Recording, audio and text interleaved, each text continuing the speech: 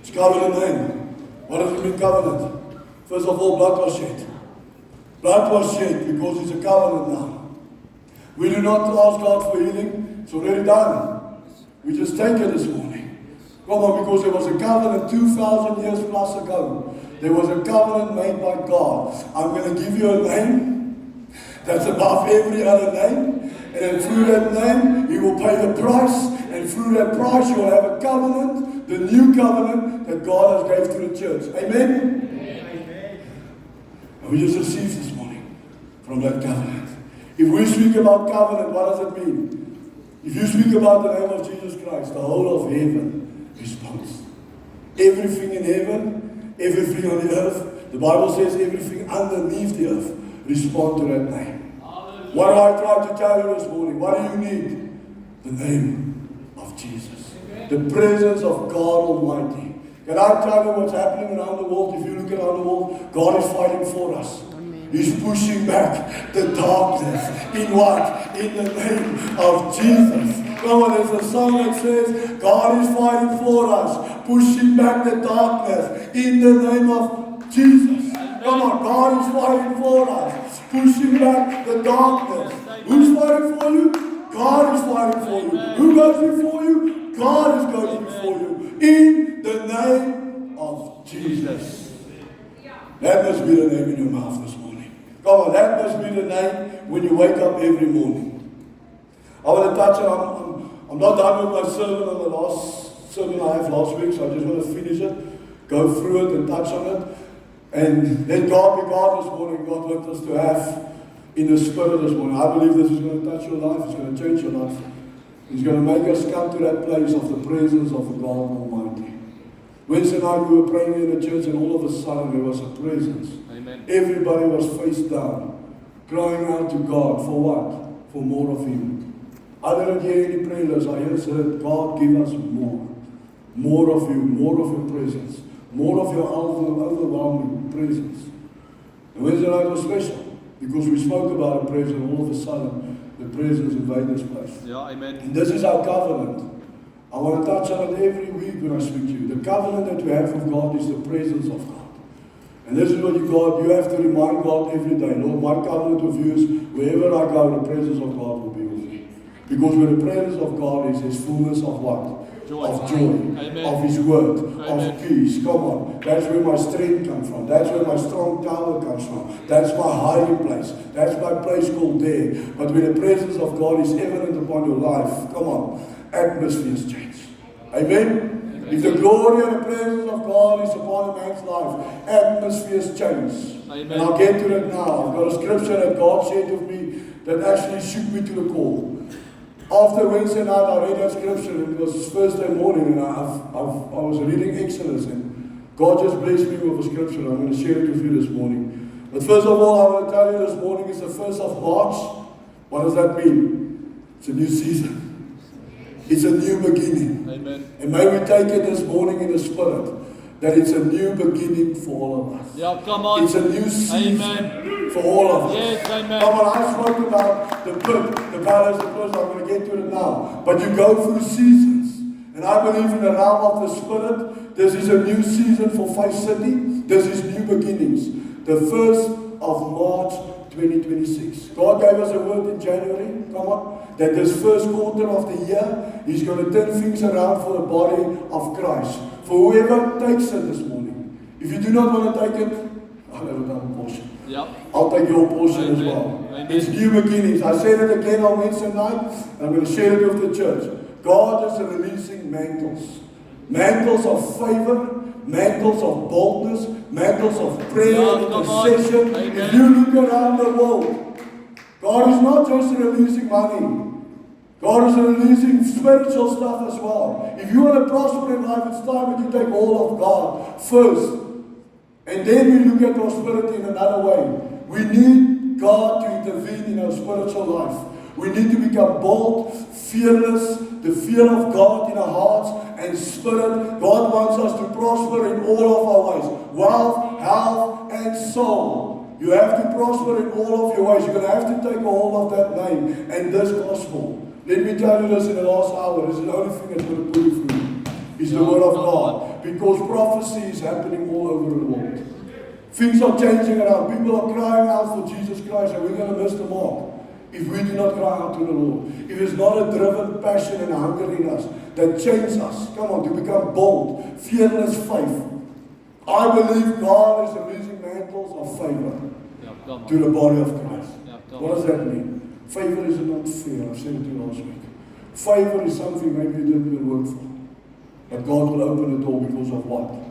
Because He's seen your heart and who you are. It's for the body of Christ. It's for all of us who takes this word this morning. Favor is going to open doors for us. Favor is going to open the pit for us. Favor is going to open the prison for us. Favor is going to take you to the palace this morning. Favor is going to take you through Potiphar's house. Favor is going to take you through the valley on top of the mountains. Come on. Favor of God is going to open doors that you're not supposed to open yourself. And no one will shut it. Amen. If I look at the way that we pray in worship this morning, I've touched on it many times before, but I want to say this. Worship and praise is a commandment. God commands us to praise. He says everything that has breath, praise the Lord.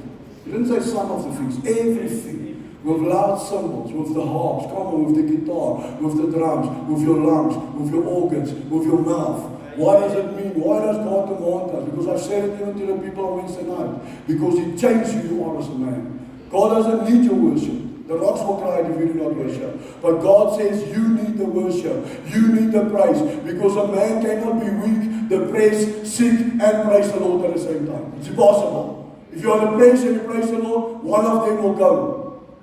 Come on, if you are sick, come on, one of them will go. If you feel weak today and you start praising the Lord, this is what Paul says. Rejoice in the Lord always. Where did he write it? When he was in prison, when they were beating on him. Rejoice in the Lord always. Because when you start to praise the Lord, our God, everything goes. The whole world comes away. And this is what God wants from us in this hour. I said it to the church and I'm going to say it to you now. What is the keys that God takes from the devil? What is the keys this morning? The Bible says that Jesus Christ took the keys from the devil. What was some of the keys? He took away praise, took away worship.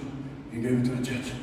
Devil, you're not going to praise and worship Him anymore. I'm going to take it from you and I'm going to give it to the church. Now that keys become our warfare. It become our worship. It become our praise. Now we do what Satan was supposed to do. What does it mean? If Satan wants to bound you, what do? I remind him, I'm a worshiper now. I'm praising the Lord now.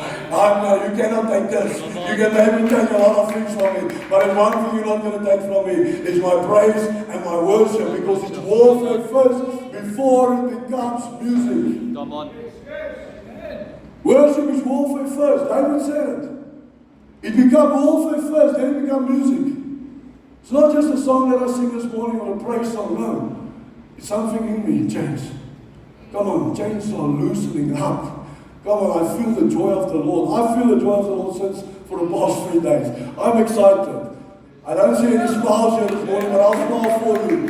I've got a joy and an expectation that God is going to do something great in the month of March. Come on, we're going to march this month. Come on, maybe just come to your feet, smile, and just say, Lord, we're going to march in the name of Jesus. Come on, march, march. Why do you try to be Moses? Tell your people to what? March. Go forward. Amen. And this is what praise and worship does. My question this morning is this: can you trust Him enough to obey Him? Can you trust Him enough to obey Him? Because it's obedience that's going to pull us through. Listen to what I'm saying now. It's going to be our obedience that's going to pull us through to the end. This hour. God is coming soon. Do you believe it? Yes. John the Revelator had a vision in heaven. And he was crying. He said, Lord, is there anyone worthy to open up the scrolls? Is there anyone? The angel appeared to John and said, John, don't be troubled this morning. There's one that is worthy of this. There's one. Jesus Christ is worthy to open up the seals. The seals are being opened as we speak. That's why we see wars and rumors of wars. But the Bible says don't be troubled because your redemption is drawing near. Come on, your redemption, Jesus Christ, is drawing near. Listen to the book of Revelation 22. He says, and behold, I'm coming quickly, and my reward is with me to give to everyone according to his work. Come on, I am the Alpha, the Omega, the beginning and the end, the first and the last, and everything in between. Then he says this, I, Jesus, have sent my angel to testify to you those things. And I believe this morning God is testifying to us. He's testifying this, listen here. I am the root and the offspring of David, the bright and morning star. I'm not just worthy this morning. I'm not just the King of Kings. I'm not just the Alpha, the Lord of Lords, the El Shaddai. Come on, the El Gibor. I am what? The bright and morning star. When you see that star at night, think about the Lord. The bright and morning star, what does it mean? Everything will be bright again for us as the body of Christ. And then he says something, surely I'm coming quickly. And then the Bible ends with this, amen. Even so come, Lord Jesus, come. He says, I'm coming quickly, and I've got your reward in my hand. He says, I am the bright and morning star. Come, Lord Jesus, come. John the Revelator, John the Baptist was crying what? I am the one in the wilderness preparing the way of the Lord so that God can come and God can come and Jesus can come. But Jesus has not yet come, so what must we do? Occupy. Yeah, amen. We've got work to do, people. The harvest is ready, but the laborers are few. The rapture is around the corner. The rapture can take place this morning. Nothing can withhold the rapture. All prophecy was fulfilled regarding the rapture. And if you don't read your Bible, in the first of Galatians it says, as a twinkling, as an eye. I told you last time, you cannot measure this twinkling of an eye. Go study it. There's no tool that can measure how quick you blink your eye. That's how quick it will be. But what does that mean? We've got work to do. The rapture is imminent. God is on his way. I believe he's standing at the door.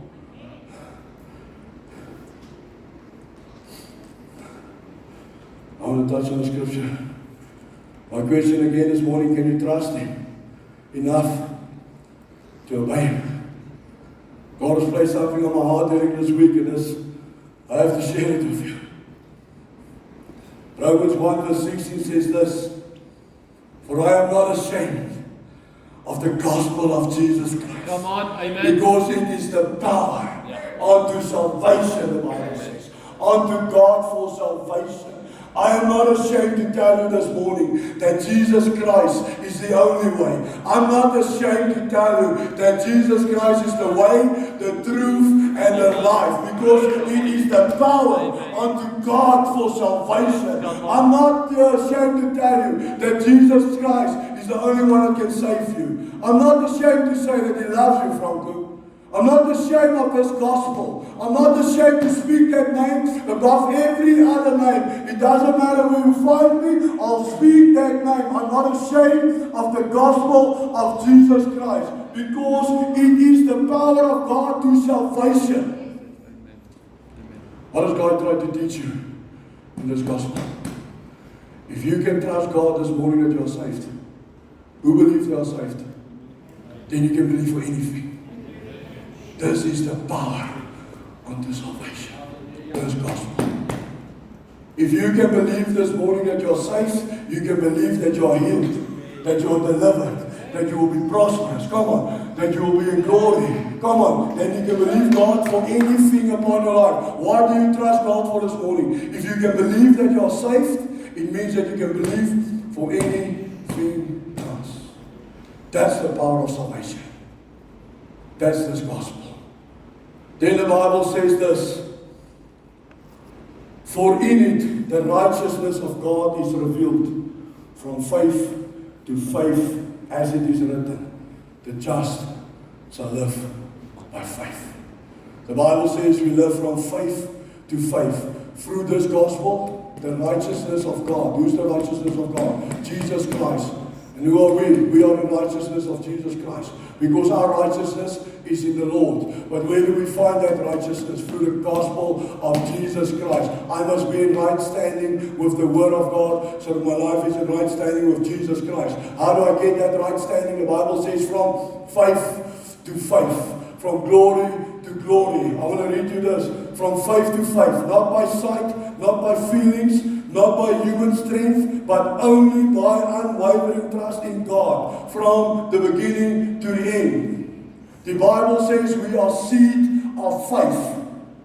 What does it mean this morning? I am seed of faith. What happens with seed first? It dies. Goes into the ground. It's planted. Now that seed must grow. That seed must manifest. That seed must produce.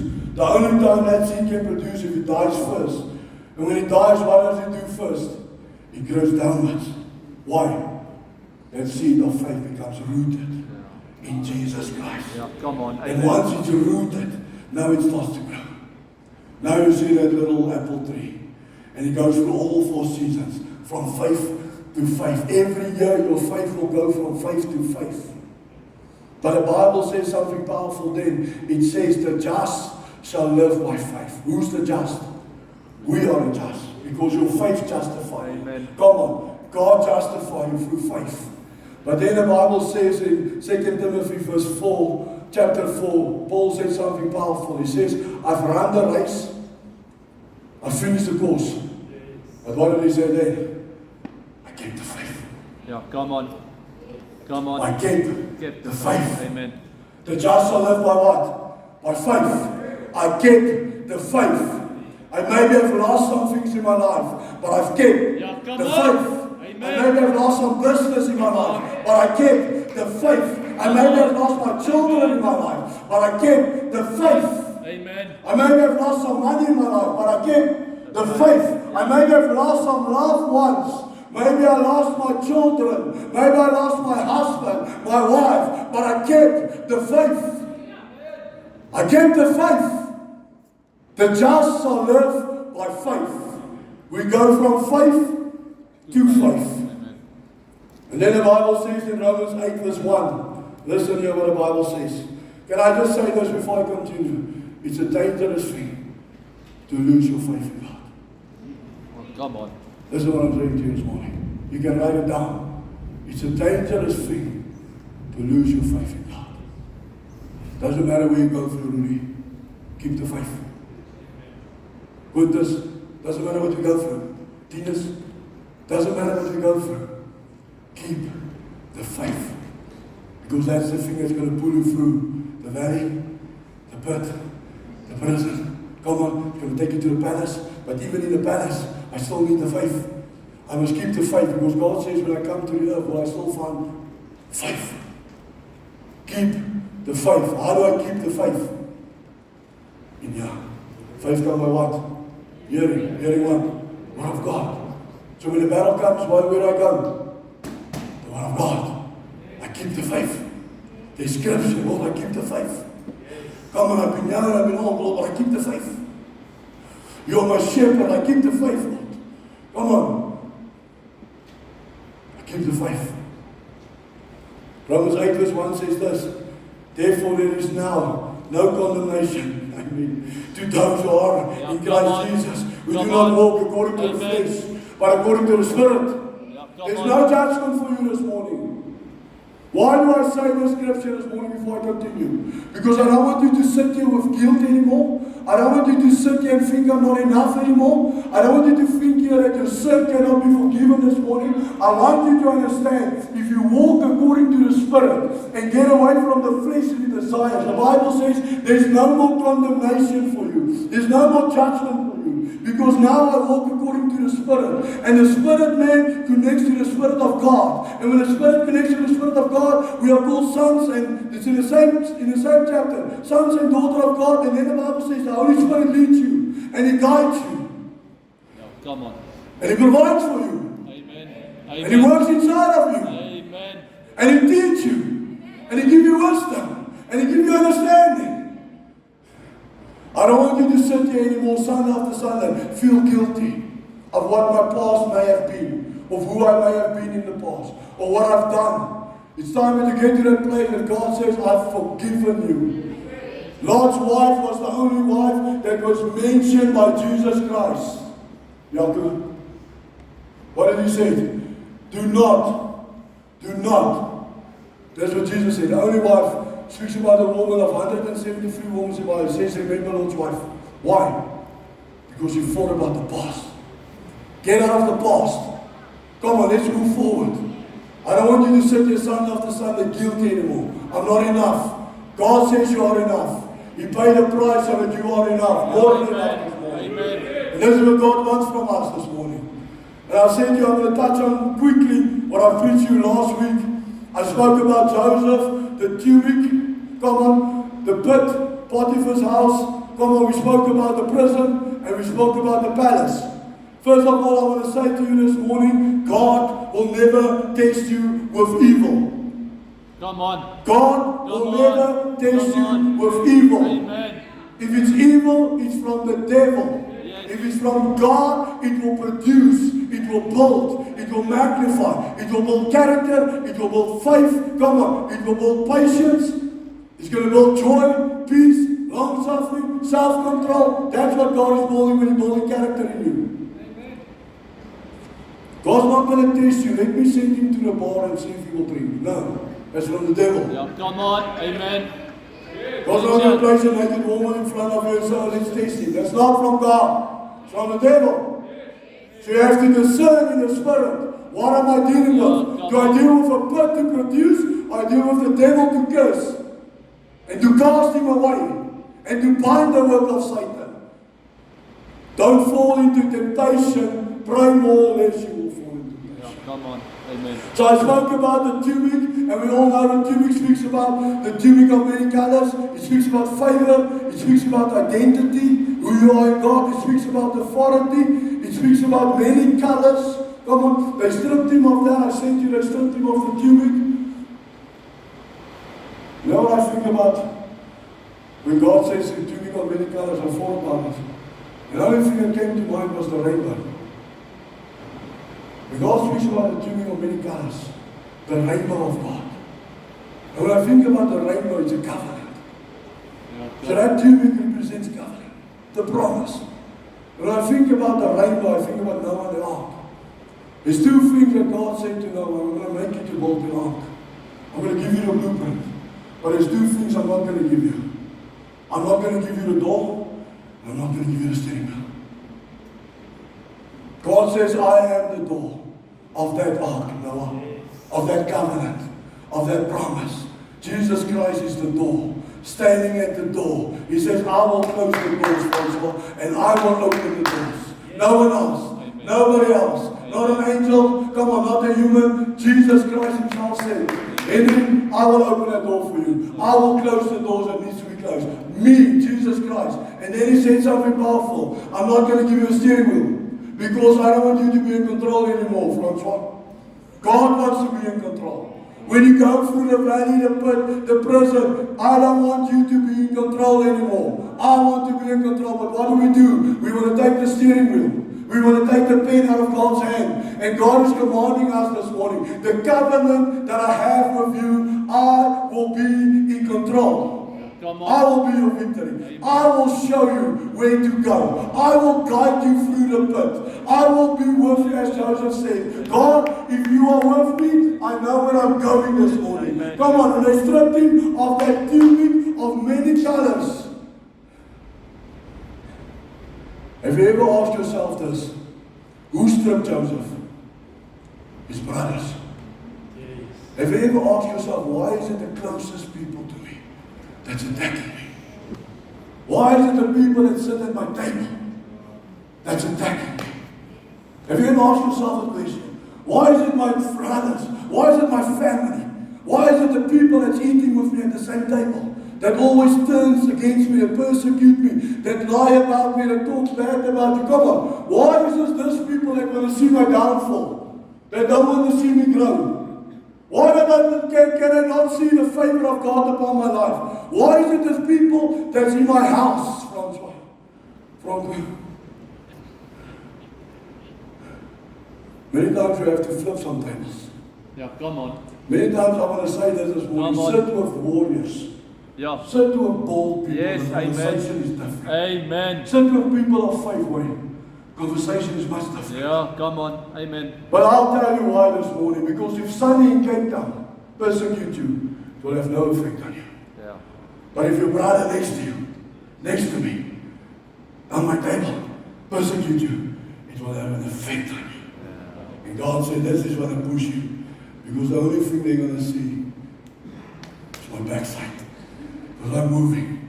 They can push me. I'm moving. They persecute. Come on, they cry. They gossip. Come on, they want to see your downfall. But God says the palace was a promise. But Sunny in Cape Town is not going to move you from you. The brother next to you is going to move you. Because I'm going to show this man that God has prepared a table in the presence of my enemies. And the palace is the promise. Sunny in Cape Town is not going to have an effect on you, I promise you. Sometimes God uses the close to you to get you where He wants you because you're in a comfort zone. Not for the bad always, but for the good. And I said to you that He goes through the pit, and the pit means I die to self. I do not leave this place prematurely. Listen to what I'm telling you this morning. Don't ask God, take me out of the pit, if God didn't do the work as yet. Don't leave this place prematurely. Go through the pit. What must die? Me to self. If I'm still alive to something, I'm going to stay in the pit until I die to it. And I die to self so that God can move me from the pit to Potiphar's house.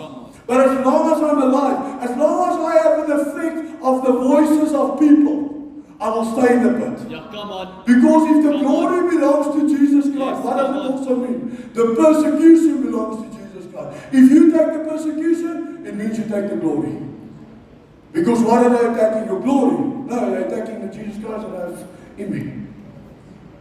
Don't leave the pit prematurely. You can write it down. So you die to self. God takes you from the pit to Potiphar's house. What did I tell you? In this place you learn how to serve. I don't become a slave to sin, a slave to the devil. I said, Lord, it doesn't matter in which place you place me. Let me serve here. I said to you this as well. A servant heart does not know what's the difference between a mic, a mop, and a broom. Yeah, come on. Come A on. servant heart, if you want to be great, learn how to serve. A servant heart does not know what's the difference between a broom, a mop, and a mic. But we don't just want the mic, Lord. We want to serve this. So when you put me in the mic, Lord, I have built character. I have built faith. I have built in a relationship. Because now when I speak out of the mic, Lord, I speak out of relationship. I speak out of the throne room. I speak out of the secret place. And not out of my feelings. Yeah, come on. And then you go to the prison. And this is a place people don't like. Because this is where God is testing you. He's testing your faith. He's testing your character. Come on. And things go through the fire. And God says, okay, I'm going to remove this through the fire. And I'm going to leave this. And God is using that. And then I go to the fire again. Because I need to have patience. I need to have long suffering. My wife said to me yesterday, she's long suffering. With me. That's the best, the best gift of fruit she has. It's long suffering. But you have to have patience. Because you need patience in the palace. You need self-control in the palace. Come on. You need long suffering. Come on. Peace, joy, love, kindness, gentleness, goodness of God. The gifts of God in operation. God said, I can trust you with the gifts in the prison. Now He's molding you. The longer you stay there, the longer that means that God has to work on you. And the minute you get out of the prison, bang, you step into the palace. And this is where all of us want to be this morning. Amen? Amen. It's in the palace. Where are we going? To the promise. We keep our eyes on Jesus Christ, on the promise. We fix our eyes on this. Doesn't matter if I go through the pit, the valley. Doesn't matter where God wants me to go through. I mustn't stay there. I must produce. I must go forward. I must produce in my faith. From faith to faith, from glory to glory. The just shall live by faith. We walk by faith. We don't walk by judgment anymore. We walk by the gifts of God. We walk by the blood of Jesus Christ. And we go through and we are born again. We are saved. We are delivered. We are touched. We go out and heal the sick. Cast out demons. Raise the dead. Come on. Because that's what the palace is also doing. It's not a comfort zone. Yeah, come on. Because from the palace they went to the promised land. And I don't know if you noticed, it all started again. I said it to you, they went to Exodus. They went from the pit to Exodus. From the palace to the promised land. The work, you can write this down this morning, the work God does inside of us will always outlast the season that you're in. The work God does in the prison is much more important than the season we're going through. The season will come and go, but the work that God does inside of a man will stay forever. The character that God builds, God's character, God's faith, it will last forever. The seasons that we go through, we must always know this and always remember, remind yourself of this. The work God does inside of us will always outlast the season. The Bible says this is a light affliction, just for a moment. But the work of God, the character, the faith is forever, it's permanent. It's testing your faith, it's testing your character. But it's always a place where you will produce in going forward. Don't leave the pit, write this down, prematurely this morning. Don't leave the prison prematurely this morning. Don't say, Lord, take me out of this place. I'm not leaving until I've received something from God in this place. I'm not leaving empty-handed, going through that valley. I'm going to be a king this morning. And that's what God wants from us. We do not leave the places prematurely. But make sure it's from God and not the devil. Yeah, come on. Make sure you have to discern in the Spirit. And then we move forward. The process does not produce the promise. But the process is producing the best version of you to step into the promise. The process you go through does not produce the palace. But the process is producing the best version of you to step into the promise. What does it mean? God is producing in us. When that breakthrough comes, when I step into that breakthrough, I'm ready for it. I won't make a mess of it. When I step into my miracle, I won't make a mess of it. Because God is working inside of me. God has built character inside of me. Now when I receive my blessing and I receive my breakthrough, I'm ready for it. I'm ready for the promise. And I will know what to do with it. Amen? Amen. Genesis 32:26 says this is Jacob speaking. He says, I will not let you go unless you have blessed me. I'm not going to leave this pit, Lord, unless you have blessed me. Unless you have given me a limp this morning. Unless you have changed my name this morning. I'm not leaving this place. Jacob knew there was something in his life that God needs to change. Jacob knew it. There's something in my heart and spirit that God needs to remove and add through me. God needs to build me as a man of God. Come on, a man of faith with boldness, a man with authority. God knew that when Jacob spoke to an angel. He said to him, I'm not going to let you go this morning if you're not blessing me. Unless you will not bless me. And this is what I want you to be. When you go through that pit, when you go through that prison, when you go through that palace, I'm not going to let go of you, Lord, until you have blessed me. Come on. Not all of us understand the wrestle with God. I promise you. It's a place that you're going to have to spend time. It's going to cost you. It's a time that you're going to go on your knees and you're going to say, Lord, I'm not leaving this room until I've had an encounter with the Holy Spirit. Until I've encountered with your blessing. Until you give me a lift this morning. Until you change my name. Jacob was wrestling with God because Jacob knew there's much more in him. It's a better life when we wrestle with God. It's a better promise. He said, I'll change your name from Jacob, the deceiver, to Israel, the blesser. The key of that is not for you as well. It's for the nations. It's for your neighbor. For the next generation. That you are fighting and wrestling with the Lord. Because I'm going to tell you one thing. When I go through the pit, I can help you through the pit. Come on. If I go through Potiphar's house, I can help you through Potiphar's house. This is why we go through things in life. It's not for yourself only. It's to help the next one. Come on. To help the next generation. It's very important to understand this. So what God is doing in my life, I can produce and I can help the next one. This is how we get through the pit. This is what I'm trying to do this morning. I'm pulling you out of the pit. I'm pulling you out of the junction. You see, the thing is, what God was doing with Jacob, He was building him from the inside out, like a tea bag. We are tea bags. Doesn't sound right. But that's what we are.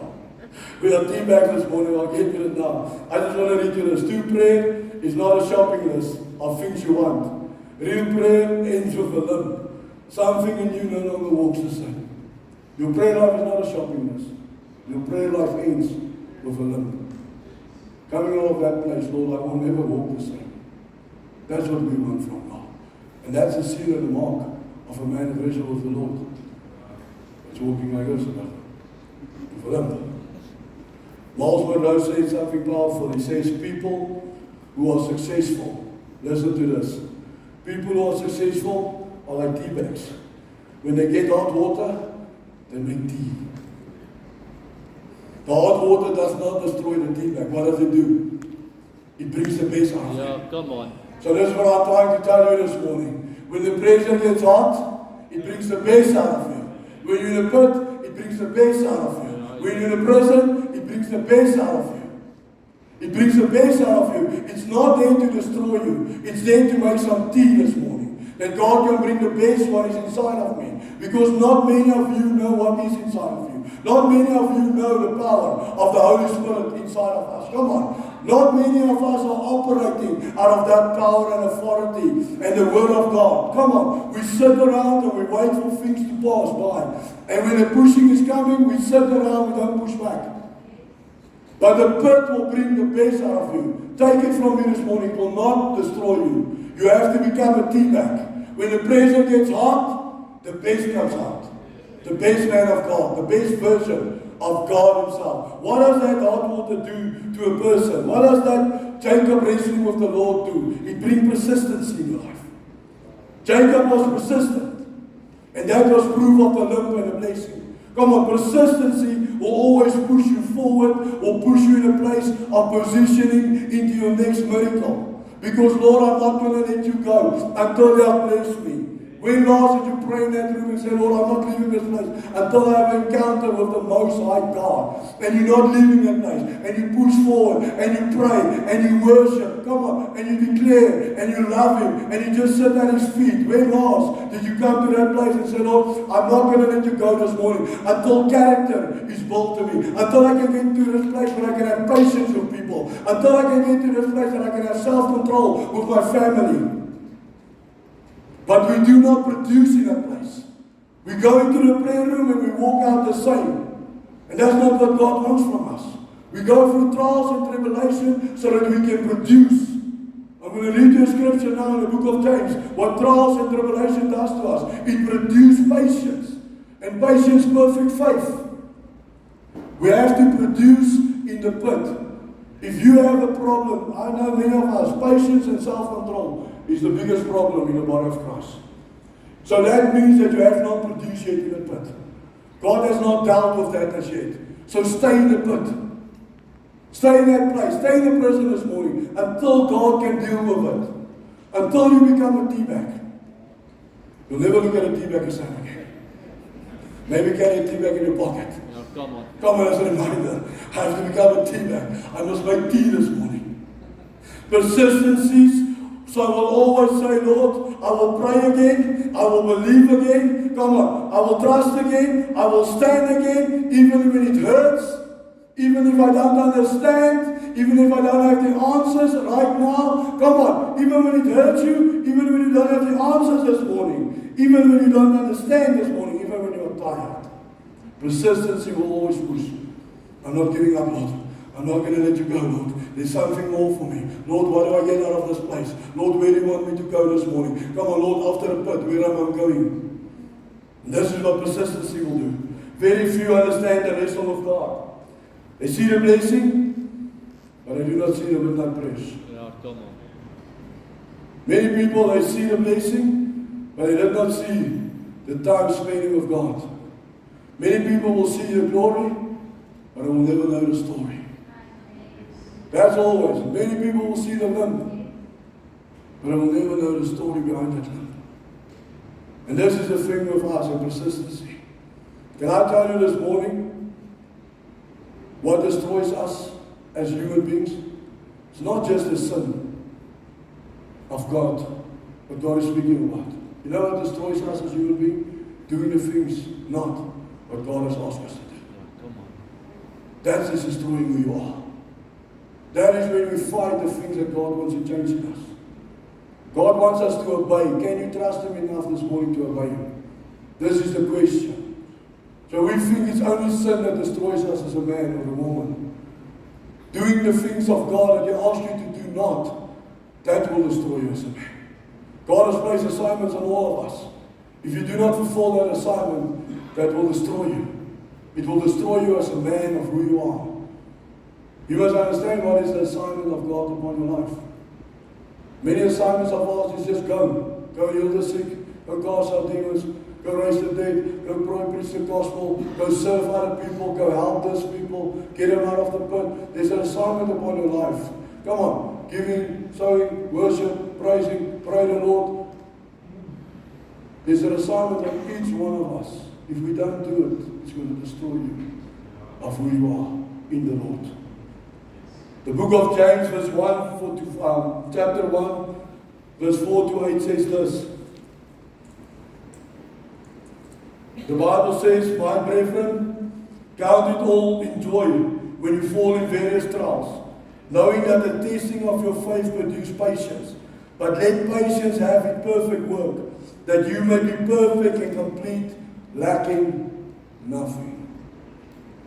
Lacking nothing. Well, through patience and faith. And then it says, if any of you lacks wisdom, let him ask of God. If you go through the pit, if you go through the valley, ask of God for what? For wisdom. Let the wisdom of God lead us through the pit to Potiphar's house. Come on, let that wisdom of God. God says, just ask of me. It's like asking God for help. God will not turn you away in the pit. Lord, I need wisdom. I do not understand. Why am I here? Give me the wisdom, the revelation, the transformation, the understanding this morning. Lord, why am I going through these things? And God will coach you through it. And God will release the wisdom of God upon your life. Amen. But you have to ask Him, He says. If anyone lacks this morning, ask Him of wisdom. And then the Bible says this, but let him ask in faith, with no doubting. For he who doubts is like a wave to the sea, driven and tossed by the wind. For let not man suppose that he will receive anything from the Lord. He is a double-minded man, unstable in all of his ways. Come on. No, it's not operating on faith this morning. He's unstable in all of his ways. How many ways did God says? One way? 2 way? 3 ways? 7 ways? No. All of his way. If you are double-minded in a pit, I don't know if I must be here. I don't know if I don't be here. If you are double-minded in any situation, you are unstable in all of your ways. You need what? Wisdom. You need patience. You need faith. Those are the 3 things that God says. Count it all joy when you go through tribulations. But you need it. You need the joy of the Lord when you go through that pit. Because what God has placed in you from heaven, nobody can take it. The joy, the peace, the faith, nobody can take it away. Do you believe it? The joy of the Lord is my strength. When I find myself in that pit, I rejoice. Because God is interested in me. Come on. God wants to do something in me this morning. The joy of the Lord is my strength. But a double-minded man is unstable in all of his ways. You will be unstable in your business. You will be unstable in your family. You will be unstable in your faith. You will be unstable going to church. Because you are double-minded. A double-minded man cannot receive from God this morning. Nothing. You can receive nothing from God if you are double-minded. Come on. Don't tell me in some of your ways, in all of your ways, you will be unstable. It's time that men make decisions and stand upon the decisions. It's time that you release your faith in God and stand upon the faith of God. If God has called you to do something, then you do it. I'm not going to waver. Must I do it? Must I do it? If God speaks to you today, obey the voice of God. Because otherwise your faith will be unstable, movable, Amen. breakable. Amen.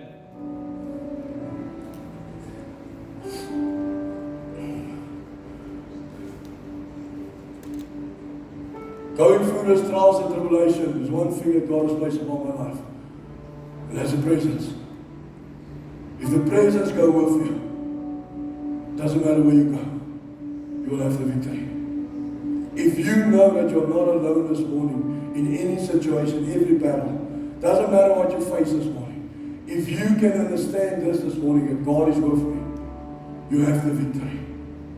Listen what Exodus 33, the Bible says here in chapter 33, verse 14 to 16. And this is the chapter that shook me to the core. God said to Moses, and he said, my presence will go with you, and I will give you rest. Then Moses said to him, Lord, if your presence does not go with us, do not take us up from you. So God was telling him, my presence will go with you, and you will have rest. And Moses is going to reassure God, Lord, if it doesn't go with me, don't send me to the pit. Don't send me to Potiphar's house. Because without the presence, I'm nothing. I'm nothing, Lord. We know what Moses then said to God, and this is the passage that shook me to the core. For how then will it be known to the people that I have found grace in the sight of God if your presence does not go with us?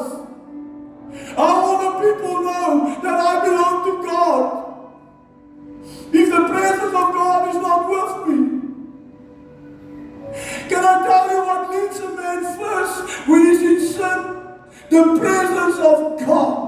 Can I tell you what you will notice first of a man of God is the presence. When that guy speaks, there's the presence. The atmosphere is changed. When that guy starts to pray, there's presence. Peter denied it 3 times. That woman came to Peter. She said, Peter, the presence. Peter, your speech betrays you. You can deny him. Maybe you have a bad day today and you deny Jesus Christ. But let me tell you something, Peter. Your speech has betrayed you. You sound like Jesus Christ. Lord, how will I know? How will I know I found sight? Grace in your sight this morning. The presence you carry. Peter, the presence gives it away. Because when a man of God starts to pray, the presence of God is the witness. But when a man sins, the first thing that will leave his life is the presence. If there's no presence, it means there's nothing. There's something wrong in his life. Because the presence of God says, Exodus 33 says that it will seal you. Acts chapter 4, verse 18. I'm going to read it to you now. Peter, James, and John were healing this lame man. The presence. This is my testimony. I said to the Lord, may this be my testimony forever. They were healing a lame man, and the Pharisees came to him and they said, what power did you do it, and how did you do it, and why did you do it? And Peter said to them, let it be known to you all, to all the people of Israel, that by the name of Jesus Christ of Nazareth, whom you crucified, God raised this dead man, and by the man who stands here before you is made whole. This is the stone which the world rejected. Come on, through the rush, I'm going to get to that passage. Which has become the chief cornerstone. And then he says, nor is there salvation in any other name. This is Peter speaking. For there is no other name under the heaven, under the stars, where a man which must be saved. And then verse 13 he says something powerful. And this is the Pharisees and the Sadducees. They said, now then they saw the boldness on Peter. Yeah, come on. The presence. Francois, it's not the boldness, it's the presence that I saw. Come on. And they said something then. Peter, James and John then, they perceived that they were uneducated and untrained men.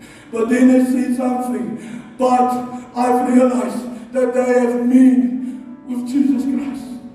Come on. They say this is untrained, uneducated men, but as bold as a lion. Proverbs 28 verse 1 says this, the righteousness of God becomes as bold as a lion because of what? The presence. They said they marveled. This is uneducated men, untrained men, but they are as bold as a lion. Then they said, surely that must be of Jesus Christ. Come on. This must be my greatest testimony.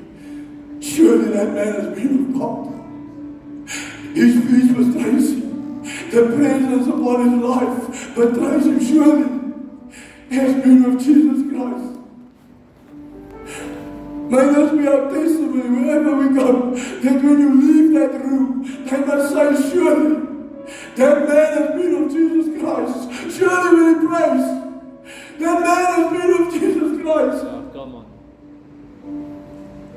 They said, so they called them, they commanded them not to speak at all, to teach in the name of Jesus. And Peter said something, he said, judge for yourself this morning. Come on, you decide.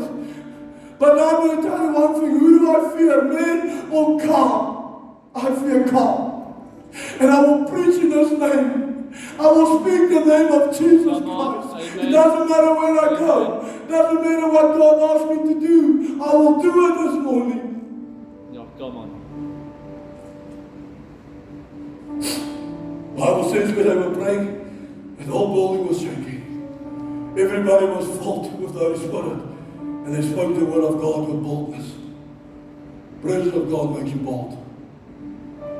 The relationship with God makes you bold. You become as bold as a lion. Peter, who does man say? Some people just like, who do you say? The Son of God. He said, Peter, a prophet is without honor in his own nation. Send him to any other nation, they will honor him. If you do not receive a prophet in the name of a prophet, you will not receive a prophet's reward. Yeah, come on. Preach it. You see what happens with us as people is familiar spirits. We get familiar to people. Yeah, come on. And we don't see the presence of God upon a man's life. Yeah, come on. We don't hear the voice when that man speaks. It speaks out of the oracles of God Himself. That man was being of Jesus Christ. Maybe I must just listen to what he's saying. If you just see him as a carpenter this morning, the son of Joseph, he will only fix your material things. But if you see him as the Son of God this morning, he will fix the inside of us this morning. Amen. Building us into the image of Jesus Christ, because I've been with Him. This is my destiny. I want to be like Him. I want to sound like Him. I want to become like Him. Ezekiel 3 verse 1 says this. Ezekiel had a vision of God. And I'm going to do a sermon on this. I just want to touch on this. And they opened a scroll in front of him, and the angel said to Ezekiel, I don't want you to read the scroll. I want you to eat it. I don't want you to read this anymore, Ezekiel. I want you to eat it. And the Bible said it went to his stomach, and it became part of him. Ezekiel said when he was eating the scripture, it tasted like honey. It was a sweet smelling aroma in his mouth. Then he said to Ezekiel, now that you understand this word, now that you don't just read it anymore, you become it. Now I'm going to take you to prophesy to the nation. Because now you will prophesy of what you eat. You will speak the words of God of what you ate, not what you read. Of who you became. The image of Jesus Christ. I will speak the word. Because I ate the word. And he went to that valley and said, where's that dry bones? Come on, let me speak the word of God over it. Hear the word of God. Everything is dry, and then I prophesy to you what I have eaten this morning. In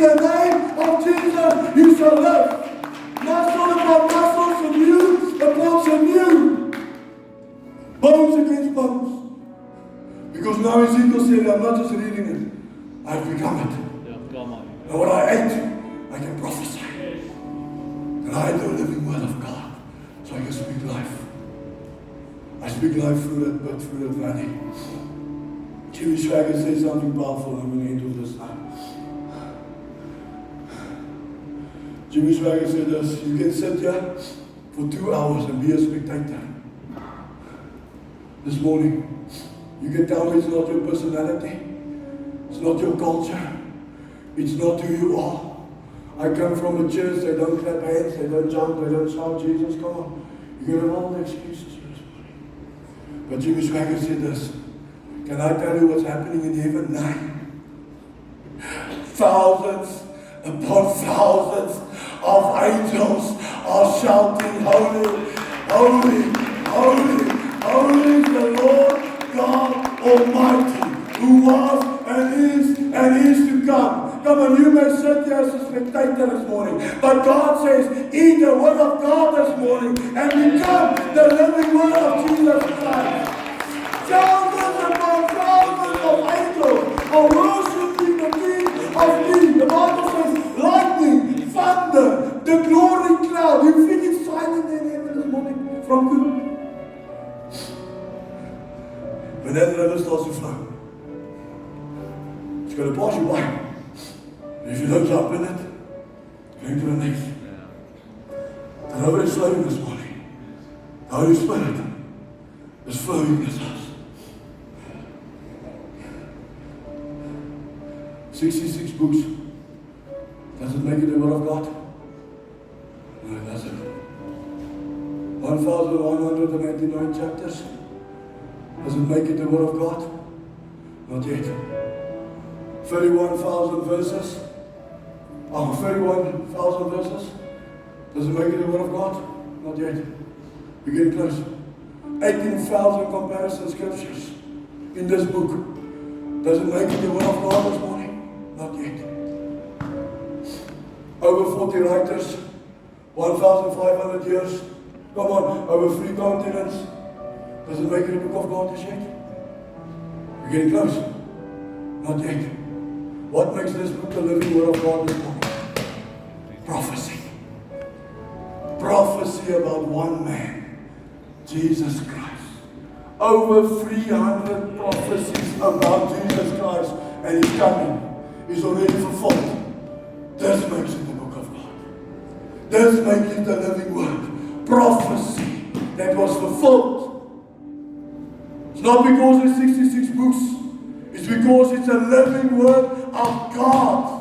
This morning that you have to eat and eat and eat and prophesy and speak to your pit, speak to your situation, speak to your valley, speak to the prison, speak to Potiphar's house.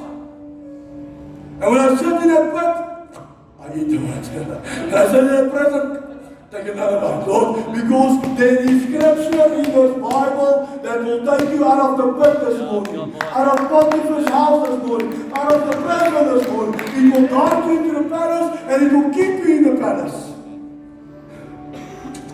You know how many men died for you to have this book, God? They were martyred for you to have this living word this morning. People were martyred, beheaded, skinned alive, so that you can have the word of God in your hand this morning. And we still have excuses not to hear it,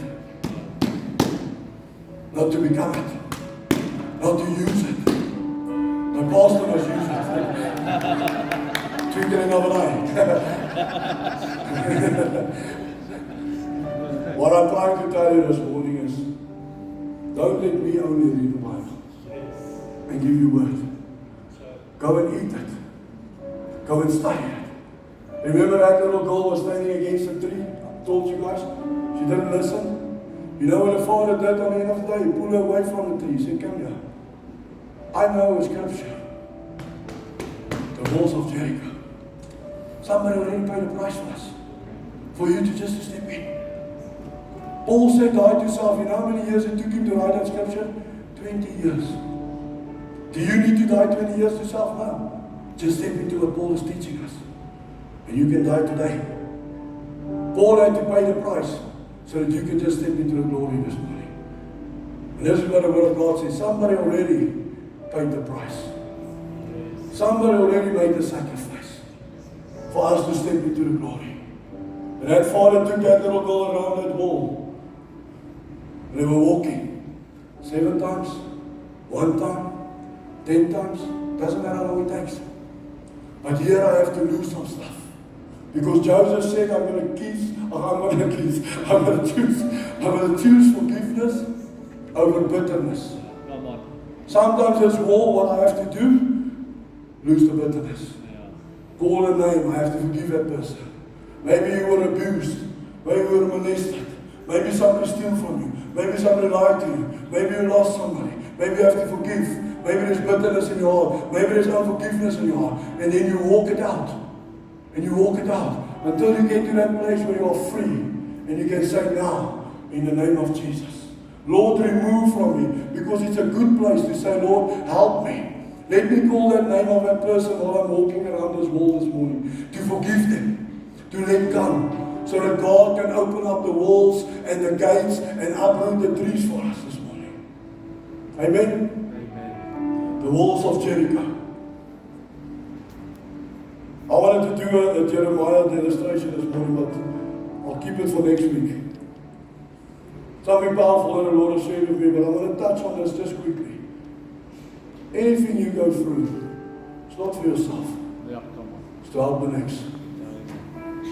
I know what God does with me. God knows I'm answering phone calls and emails, ministering people. You know what God does with me? Sometimes I go through stuff first, and I don't know why. Lord, why did I experience it now? And then I realize something. When I went through it, the next 5 weeks, people will phone me, will message me, will email me, will come and see me about the same problem. Then I knew why I went through it first. Because what can I do now? I can minister out of that position. And this is what happens with us as people. You go through stuff in your life and you think it's for evil. God says, I will take that evil and turn it for good. Now I can use you to get the next drug addict, the next addiction, come on, the next whatever the case may be. Whatever the devil used upon your life, Carl, it's in the past. God said, I will use it for good. You may ask yourself, why does I speak to druggies all the time? Addiction, people that are addicted to drugs. Let's do it in a better manner. Because you went through it. Now I can tell them about the glory and the power of God. What God can do for a man. Because many people are dying without Jesus Christ. Yeah, amen. This is what I'm telling you. Every day people are dying without Jesus Christ. And God wants us to pull, to help, to restore, to build the kingdom of God. Amen. Amen. Can we stand to our feet this morning?